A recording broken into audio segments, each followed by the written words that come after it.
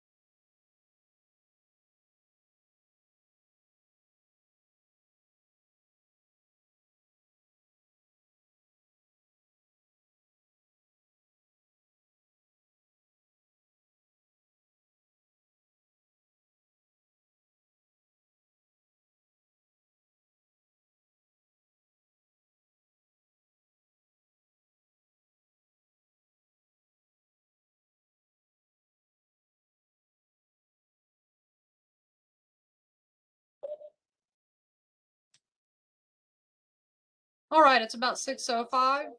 We'll go ahead and get started. I don't know if anyone else can hear an echo. If you can, please let me know. Otherwise, we will just go ahead and get started.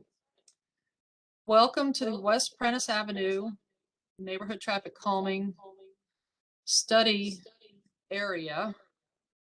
We're here to discuss traffic calming for the West Prentiss area.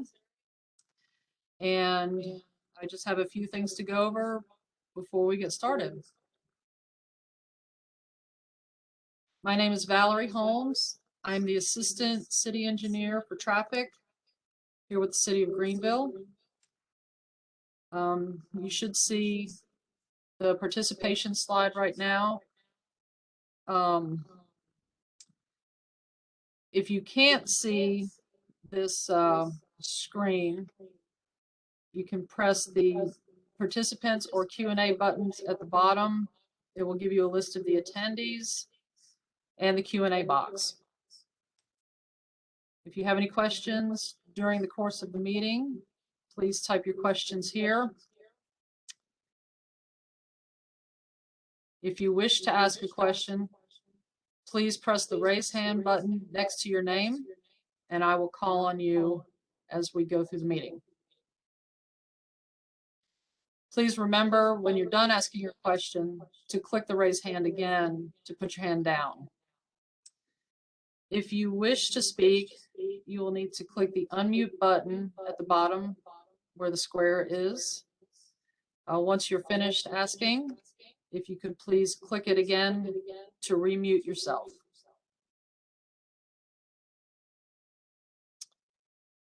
So again, this is the West Prentiss Avenue study area. You'll see the map on the screen.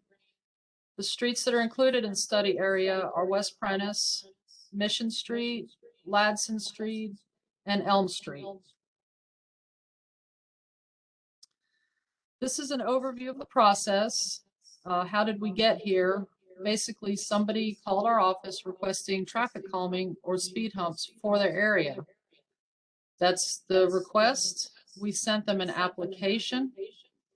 Once the application is returned to us, we send out a petition. And once we have signatures for the petition, then we schedule the kickoff meeting, which is what this is tonight.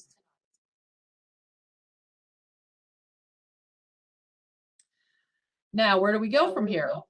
Once the kickoff meeting is completing, we will request that neighbors sign up for the study team. They will be responsible for preparing a plan. We will collect data throughout the neighborhood during our data collection phase. Using that data, the study team will prepare a plan, whether it's speed humps, traffic islands, that sort of thing.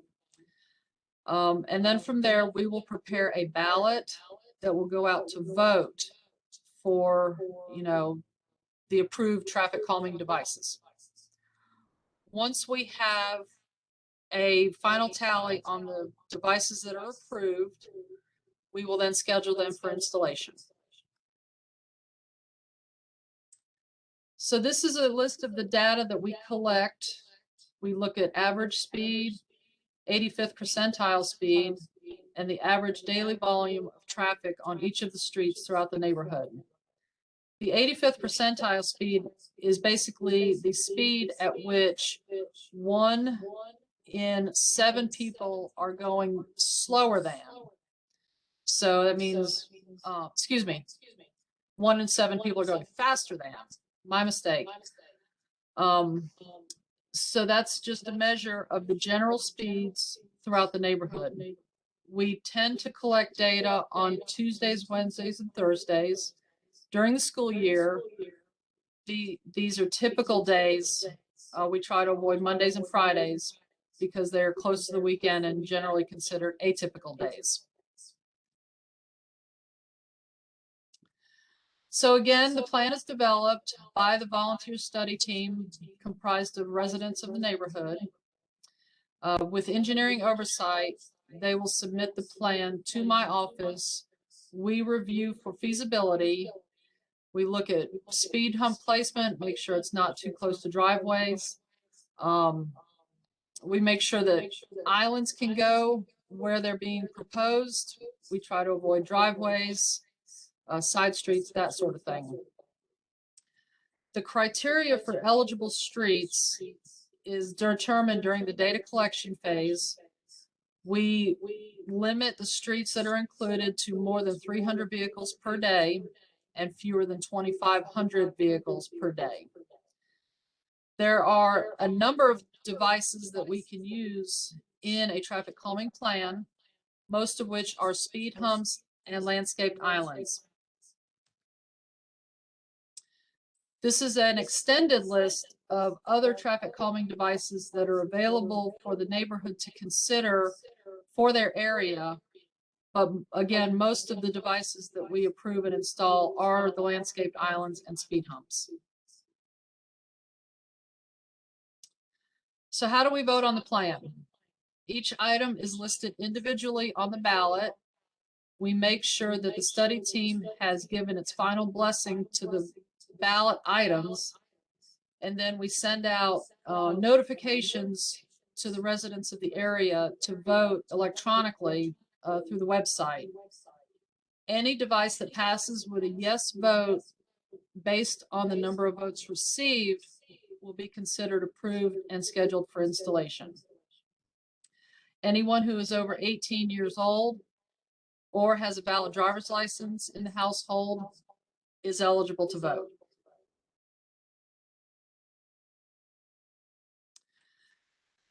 Once we have determined which items are approved for installation, then we schedule them with our public works crews. It's basically determined by their schedule and workload. The installation generally takes approximately 1 week per speed hump and 1 or 2 days per landscaped island. That's an overview, and this is the website to keep track of the process for your neighborhood. And that is my contact information at the bottom. If you have any questions, please feel free to email me or call. And that sums up the process, and I will happily take any questions.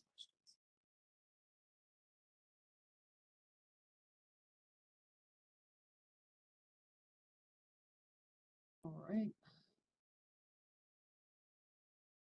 Let's see, we have one from a Stephanie Dennis. Can you hear? Yes, I can. Can you hear me? I can, thank you. Yes, my name is Stephanie Dennis. Can you go back to the slide that shows the options to slow traffic down?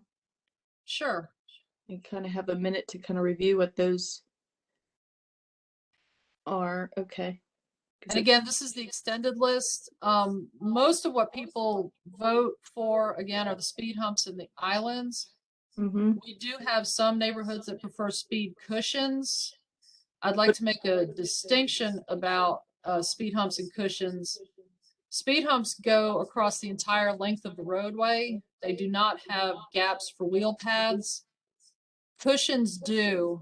A good example are the cushions that are located in Cleveland Park.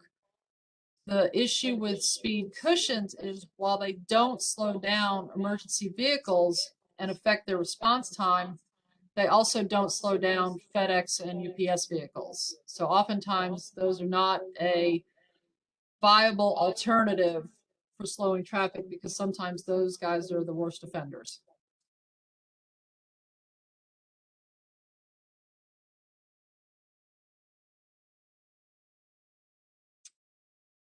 All right.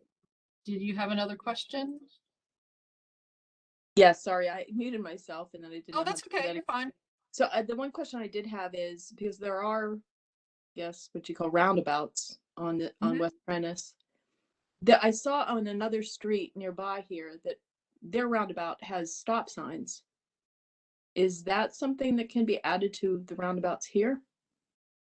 There's a 4-way stop sign versus here we only have a 2-way stop sign at some of the roundabouts. That is something that we'll have to look at specifically. I don't know that stop signage is necessarily an appropriate treatment for a roundabout. Generally, it's yield signs. Okay. But if you let me know what the intersection is, we'll take a look at it and make sure that the signage is appropriate. Okay, it's on the other side of Grove. The only other question I had for you is, are you able to add any additional streets at this point that intersect with West Prentiss, or they have to be looked at separately? And the reason I'm asking that is because you have multiple areas of roads that people use as cut-throughs, including Lynn and Arthur, and I'm blanking on another one, that aren't identified in this initially. And so I was just wondering if that has to be looked at a whole separate path. At this point in the process, we've really set the map because the interest is determined by 50% of the residents, households within the study area. So if we change the map size, then now we're talking about a different size study area. Sure. And so basically during the application process that the map would be altered. Mm-hmm. And so we're too far down the road at this point to expand the study area. Okay, that's fine. And then I just have one other quick question about humps, speed humps, because I noticed and walking the dog often, it seems like people would rather be airborne off those humps than slow down. Is there any other measures that you found have had extreme impact on slowing traffic down that you can think of? Because unfortunately, I've watched too many people drive over humps that don't seem to care the impact on the car. Just curious. And unfortunately, speed humps really are the most aggressive device that we have for slowing speeds. Okay. They're designed for 15 miles an hour to traverse over. Like you point out, nobody, or sometimes people just don't care. Right. But yeah, that's really the most aggressive device for slowing speeds. And is South Carolina one of the areas that can be signage that can be noted, can be how can I say, non-cut through areas? I mean, some states have that ability where you can have signage that said local traffic only, no cut through allowed, that kind of signage. Is that something that happens in South Carolina? I'm not aware of any law that allows that. Basically, the premise is it's public roads, supported by taxpayer dollars. That way, anybody can use it. Right. Everybody's trying to avoid that traffic light. And that's where we get so much of the cut through fast drivers. Mm-hmm. So, okay. Thank you so much. Appreciate it. You're welcome.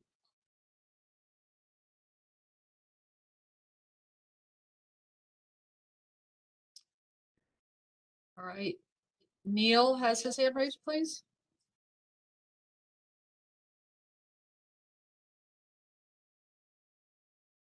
Valerie, can you hear me? I can hear you. Okay. I would like to volunteer for the safety team as well. I think you should have my email address. It's on the registration that I filled out. One issue that I have concerning Prentiss is the corner of Elm and I live on Elm Street, the corner of Elm and Prentiss. And what has occurred over several decades is a encroachment into the city property that has wiped out a sidewalk and also has gone probably 4 or 5 feet into the to the street. And what the encroachment is trees and bushes and landscaping. So we don't even have a sidewalk there. And when you get to the corner of Elm, trying to turn left on Prentiss, there's also been a lot of bushes planted on Prentiss at the corner, as well as all the way into the city landscaping, the right of way. So you can't really even make a left turn until the nose of your car is already in the street at Prentiss. So it's just very dangerous. There's been 2 incidents where neighbors has taken upon themselves to cut the landscaping down, which has caused a lot of friction between neighbors. So I would like you or someone from the engineering department with the city of Greenville to also focus on that, as well as the speed bumps and the other options that you put out there. We can certainly take a look at that. We are only able to trim back vegetation and bushes that are within the right of way. This is in the right of way. And we can this certainly is city's look at property that. where you've got an oak tree and other trees growing in the street. And we can certainly address that. Yes. Yeah, this is definitely right of way. Okay, well, we will happily take a look at it. Okay. Thank you very much. That's the only question I had. All right, thank you.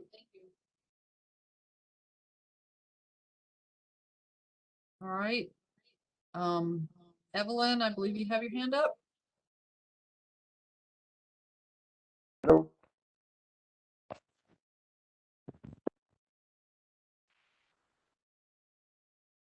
Hello. Hello, we can hear you. Okay. Sorry. The technical device was not cooperating. Anyway, so we missed the beginning of the meeting. Sorry about that. So where are we in the process right now? This is the kickoff meeting.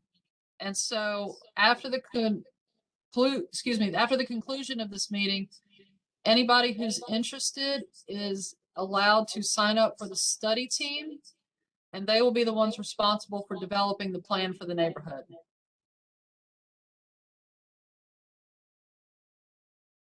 I can show you the slide at the very end. This publicinput.com/West Prentiss is where you can sign up for the study team.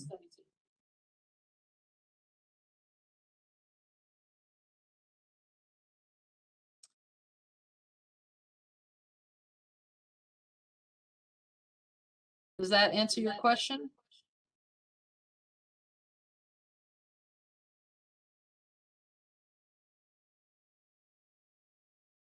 Okay.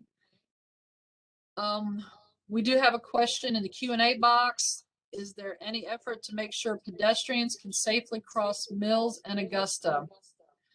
There is a separate project going on specific to Augusta Street. It is assessing the safety along Augusta. I think everyone's aware of the unfortunate crash that we had back on Memorial Day weekend. We are working hard to address safety issues along Augusta Street, and included in that is looking at the intersection of Augusta and Mills. And I can happily give you additional information about that specific project if you reach out to me separately.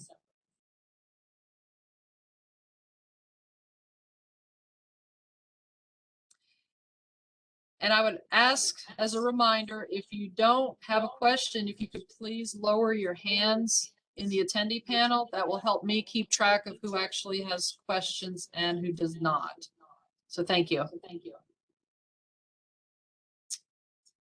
I do have a hand raised by Desmine Sartain.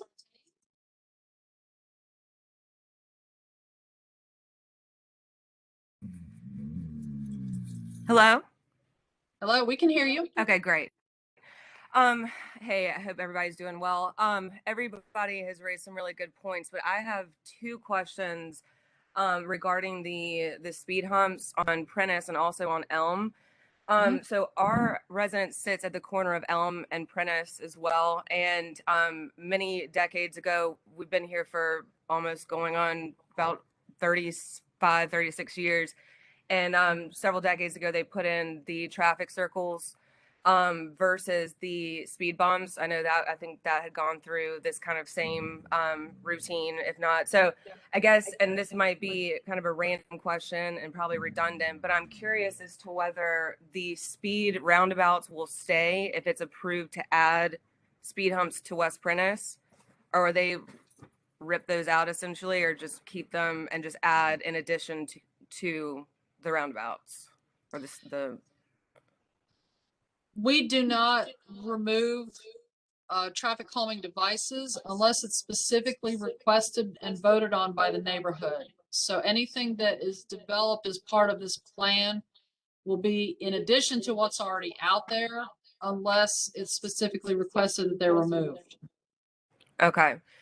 And on that note, as far as Elm Street goes, again, going back to just over the course of many years, there's been that people use Elm as a cut through. Like I think Stephanie maybe had said also with like Lynn and Arthur and other side streets to cut through from either Augusta. They go from Augusta to Katichi to Grove to Elm, and then Elm to Mills. And because we sit on the corner we have a sunroom that sits and can overlook the street, and we see cars going, I mean, just ridiculous speeds down Elm Street.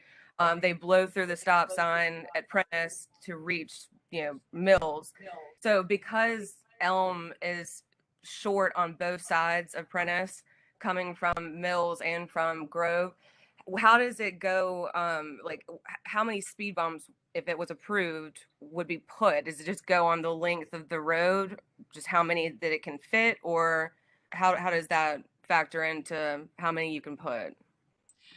We have spacing requirements for stop and non-stop controlled intersections.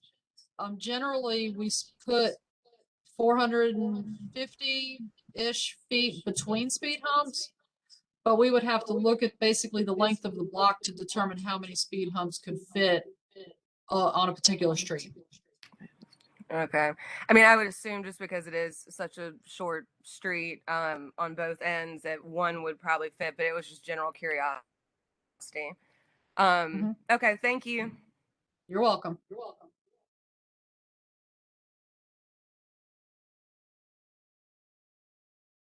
All right, Neil, did you have another question?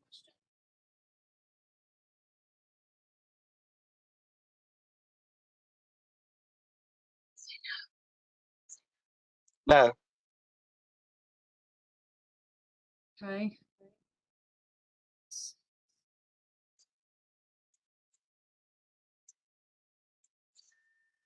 You can. All right, so somebody's asking the timeline for Augusta Street. I know that we are looking at options to be implemented at least on a temporary basis early next year. Those improvements will not affect what happens in the West Prentiss area. So the statement was it doesn't make sense to formulate a neighborhood plan until we know what that plan or timeline looks like. This plan will not affect the outcome of anything that happens on Augusta Street. So I would not let that project dictate this timeline. So I would just go ahead and proceed with a plan for this area without really considering what Augusta Street is going to do. I hope that answers the question.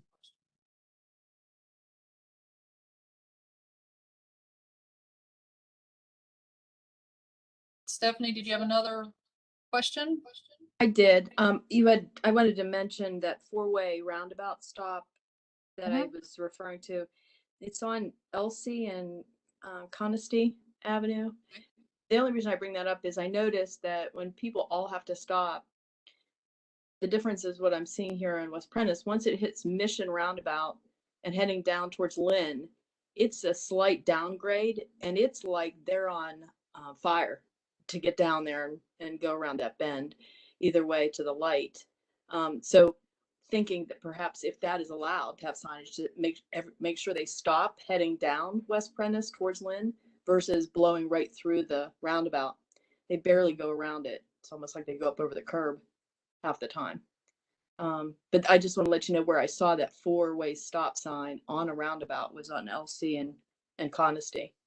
So Okay, well, we'll take a look at that. okay, I appreciate that. yep, thank you.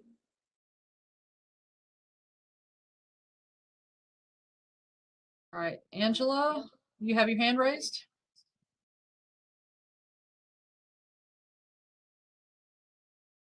Valerie, can you hear me? Yes, I can. Oh, wonderful. Thank you. I'm actually the neighbor. I live at 19 that started this process again. I was responsible for starting it the last time.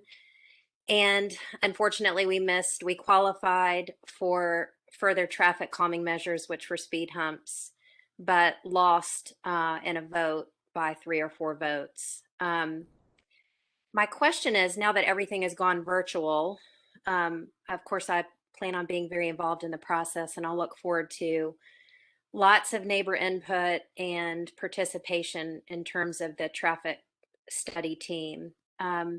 Being that it's virtual, will you communicate with all of us with regard, is it kind of a secret process in terms of when you set the tape down to do the study, and then you respond to us and let us know that you have results.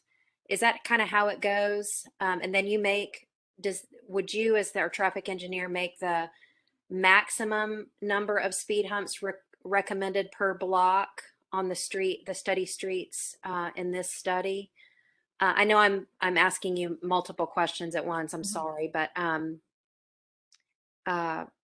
I just kind of wanted to know, being that this is virtual, the last time we did it was all live. Again, a lot more personal interaction. So if you just give me some guidance in terms of what to expect, in, getting together with my neighbors, and I know we use the website, but just kind of tell me what to look ahead to in terms of Sure. participating on the team. Sure. So we do not announce when we are taking data collection. I've had instances where people would drive over the counters multiple times just to qualify their street, and so it skews the data. We like to get accurate data. So that's why we don't announce when we're putting the counters out. Now, you can see when they're out there, but we don't make a general announcement about it.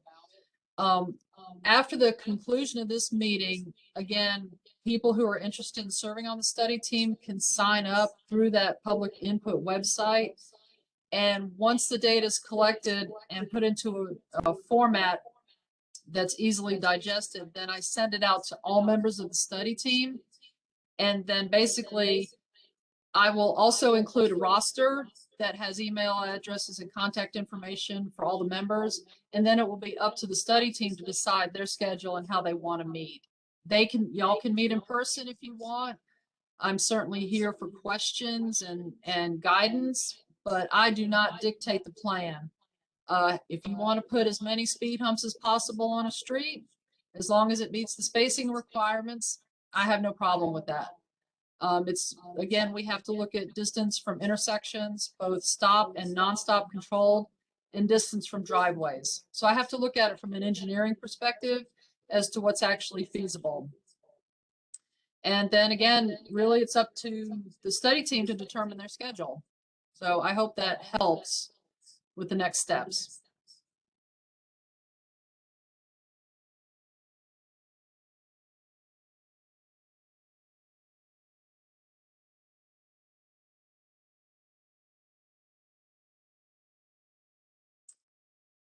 All right, let's see.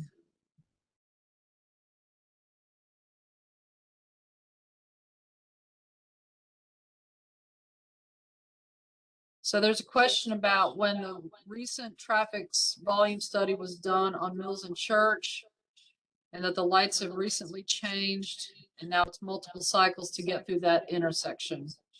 We did recently perform a retiming on Augusta Street. We have to time the signals to achieve coordination, determine, based on what the main line is. Augusta Street was determined to be the main line, and so that's where we're trying to achieve the coordination. I can take a look at that intersection. There are some options that are being explored to improve the safety and operational issues there, but I am aware that there may be some issues at that intersection as far as the lights are concerned, and so I will take a look at that.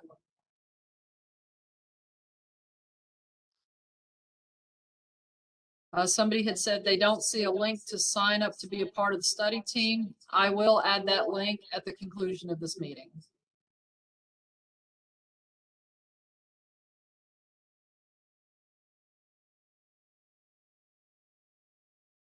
Let's see. Evelyn, do you have another question?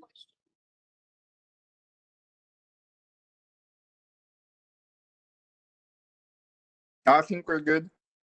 Thank you very much. Your hand was raised, so I just wasn't sure. Thank you.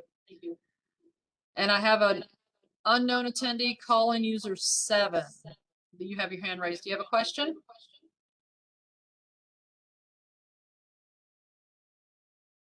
Can you hear me? Yes, I can. Okay, I think that was me. I live sort of near that Elm Street and West Prentiss corner as well, or excuse me, roundabout.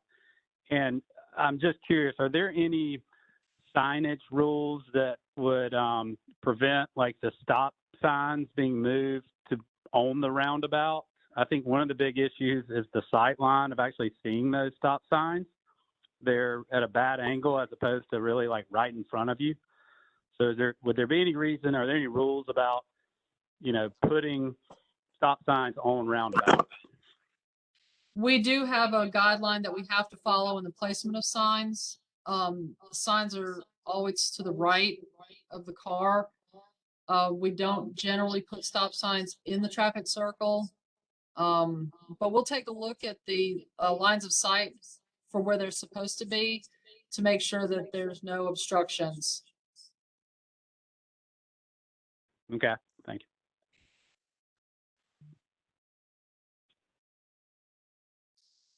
Any other questions?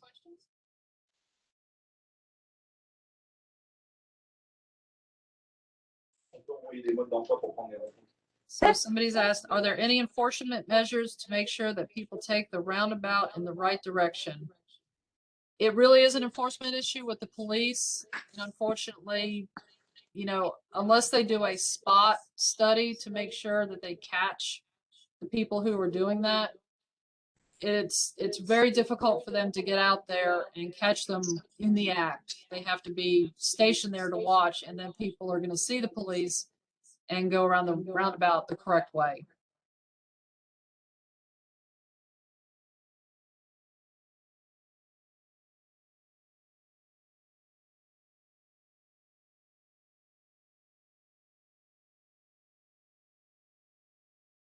All right, well, I don't see any other questions.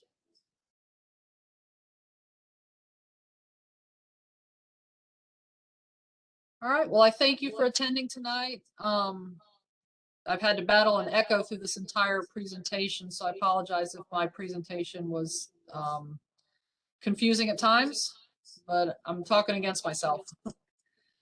So there's my contact information. If you have any further questions, please feel free to reach out at the phone number or the email below, and I will reach out to you.